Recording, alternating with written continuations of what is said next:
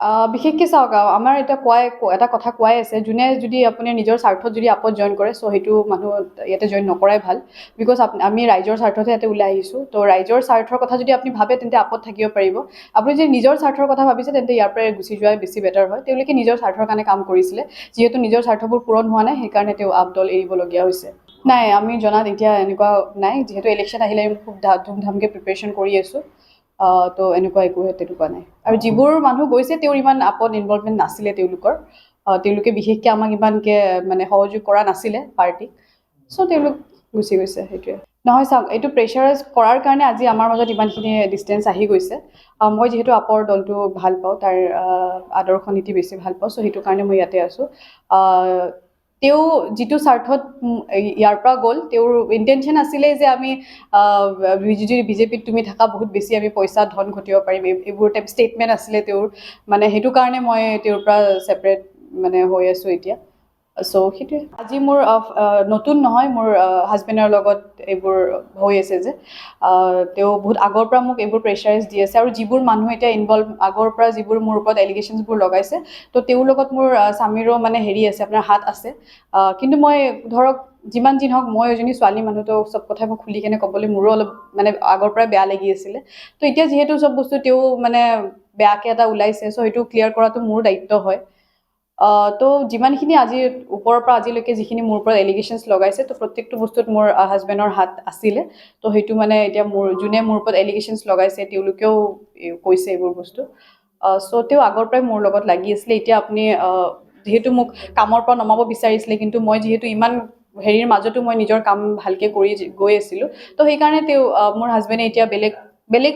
বেলেগ ৰাস্তা বিচাৰি মোক মানে আপোনাৰ অলপ মোৰ প্ৰফেচনেল বা পাৰ্চনেল লাইফটো বেয়া কৰিব বিচাৰিছে ছেকেণ্ড কথা মই আৰু এটা কথা ইয়াতে ক'ব লাগিব আমি একফালে কওঁ যে চৰকাৰে যিহেতু কয় যে আমি নাৰীক বহুত মানে সুৰক্ষিত কৰি ৰাখোঁ আৰু যোন মানুহে আজি মানে মহিলাক হওক বা নাৰীক হওক এনেকৈ নিৰ্যাতন কৰি পেলাই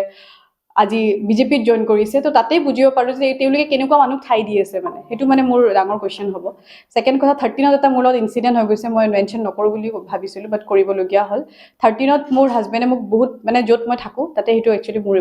মোৰ ঘৰ হয় আমি হাজবেণ্ড আৰু মই য'ত আছিলোঁ সেইটো মোৰ ঘৰ আছিলে কিন্তু তেওঁ যিহেতু মোৰ ডিভ'ৰ্চ ফাইলো এটা পঠাইছিলে ঘৰটো এৰিবৰ কাৰণে মই এৰা নাছিলোঁ কাৰণে তেওঁ 13ত তেওঁৰ পেহীয়েক আৰু তেওঁৰ ফেমিলি মেম্বাৰলৈ মোক গোটেই ৰাতি 13ত মোক মানে বহুত বেয়াকৈ হিট কৰিছে বহুত বেয়াকৈ মাৰিছে তো মৰাৰ পিছত ৰাতি পুলিচো আহি মোক লৈ গ'ল মেডিকেল কৰালে তাৰপিছত 14ত মই উপায় নাপাই মানে জীৱনটো বচাবৰ কাৰণে মই এতিয়া বেলেগকৈ মানে মাৰ তাত থাকিবলগীয়া হৈ আছে আৰু সেই মানুহটো আজিৰ দিনত এনেকৈ অপেনলি গৈ বিজেপিত জইন কৰিছে সেইটোও ডাঙৰ কথা যে মহিলাক যদি ইমান নিৰ্যাতন কৰে আৰু তেওঁলোকে যদি আজি অপেনলি গৈ কেনে এনেকৈ পাৰ্টি এটা জইন কৰি আছে তো মানে কি দেখাব বিচাৰিছে মোৰ তাত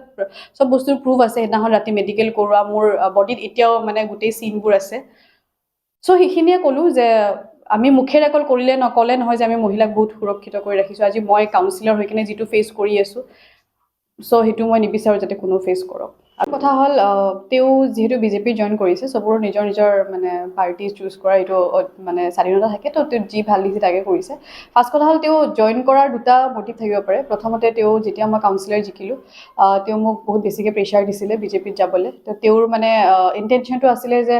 পাৰিষদ হিচাপে মই জিকিছোঁ কিন্তু কামবোৰ তেওঁ কৰিব বিচাৰিছিলে মোক ঘৰত বহাই ৰাখি পেলাই চ' সেইটো আছিলে কিন্তু সেইটো নহ'ল যিহেতু ছেকেণ্ডলি মোক ডমেষ্টিক ভাইলেঞ্চৰ মানে বহুত বেছি তেওঁৰ ওপৰত মানে কেছো কৰা আছে মোৰ তেওঁ মানে বহুত মোক ফিজিকেলি টৰ্চাৰ কৰি আছিলে বহুত বেছিকৈ চ' সেনেকৈ হিচাপে থানাত মই এটা FIR এটা নহয় 3টাকৈ দিলোঁ এতিয়ালৈকে চ' তেওঁ সেইটো হিচাপে মানে এতিয়া বৰ্তমান আমি একেলগে নাথাকোঁ ছেপাৰেটকৈ আছোঁ চ' এতিয়া যিহেতু নিউজত এনেকৈ হাইলাইট কৰিছে মাছুমাৰ মানে হাজবেণ্ড বুলি কৰিছে চ' সেইটো মোৰ বস্তুটো হাইলাইট নকৰিলেও হৈ যায় বিকজ সি যিহেতু ফিল্ডত নাছিলে ন পাৰিষদ হিচাপে মইহে হয় তো তেওঁ জইন কৰিব পাৰে য'ত ইচ্ছা তেওঁৰ সেইটোৱে আচ্ছা প্ৰথমতে যেতিয়া আমি ইলেকশ্যন খেলি আছোঁ নিশ্চয়কৈ তেওঁ মোক হেল্প কৰিছিলে নকৰা নহয় হেল্প কৰি তেওঁলোকে যদি ভাবে যে আপটো আমিয়ে গঠন কৰিলোঁ সেইটো ভুল ধাৰণা হ'ব এতিয়া মই যিহেতু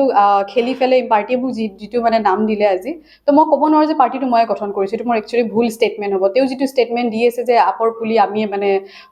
পানী দিলোঁ কিবা দিলোঁ এইটো তেওঁৰ ভুল ধাৰণা একচুৱেলি তেনেকুৱা একোৱে নহয় আমি সকলোৱে লাগি আছোঁ আমি সকলোৱে মিলি কেনে আপৰ পুলিটো মানে